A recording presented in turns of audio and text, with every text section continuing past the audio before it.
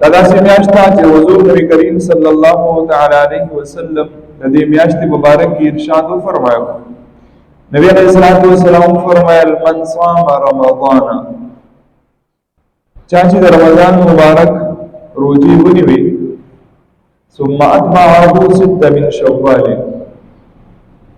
بیا د رمضان مبارک پسې شپږ روزي د شوال د میاشتې ونیوي،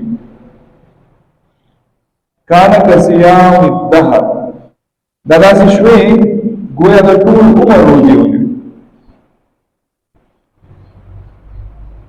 یعنی یو سړی د رمضان مبارک روزي ونیسي، بیا پسې شپږ روزي دا د شوال ونیسي، نو دا یو کال مکمل دا په روزو کې تیر شو. او چې هر کال یې د پشان کوي یو د ټول عمر د روزو ثواب ورته ملاوي. نو د نبی علیہ الصلوۃ والسلام دا حدیث مبارک بخاری شریف کې هم ذکر دی، مسلم شریف کې هم ذکر دی. مسلمانانو لپاره یو چانس دی، یو موقع ده، پکار دا چې دا روزي ونیسي.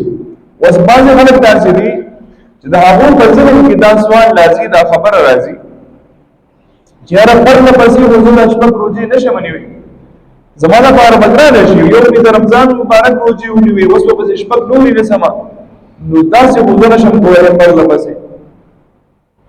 نو د احنافو مذهب دا دی او وایي چې داسې وکړئ چې په دې هر هفته کې دوه روزې ونیسئ، دوه روزې په هر هفته کې نیسئ جو پوره وشي.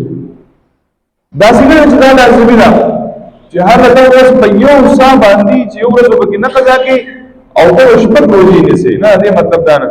دا مطلب دی چې داسې وکړه خیر دی، په یو هفته کې دوه نیسه، په دې بله کې دوه نیسه، په دې بله کې دوه نیسه، شپږ روزې دې پوره وشي.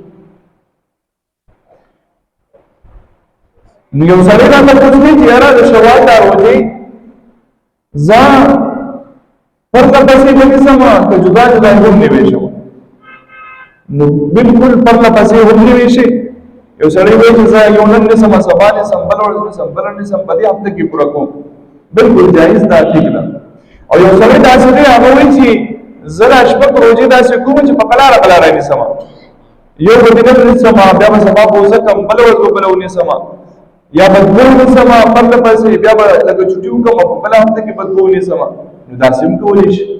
لیکن فضیلت یې ډېر زیات دی، ځکه چې حضور نبی کریم صلی الله تعالی علیه وسلم فرمایل من صام رمضان ثم اتبعه ست من شوال، چا چې د رمضان مبارک روزې ونیوي او بیا پسې شپږ روزې د دې میاشتې د شوال ونیوي، نبی علیه الصلوۃ والسلام فرمایل د ده دا روزې داسې دي لکه ده چې پوره کال یا پوره زندګي روزې نیولي. نو پوره کال به د یو کال حسابېږي او چې هر کال دا ترتیب کوي، رمضان روزې نیسي او بیا پسې شپږ روزې نیسي، نو بله به الله رب العزت د پوره زندګۍ دی چې د قیامت په ورځ باندې راپاسي، نو دې به د ټول عمر روزهدار راپاسي. نو څومره لوی فضیلت دی. الله رب العزت موږ ته په دې باندې عمل کول توفیق را نصیب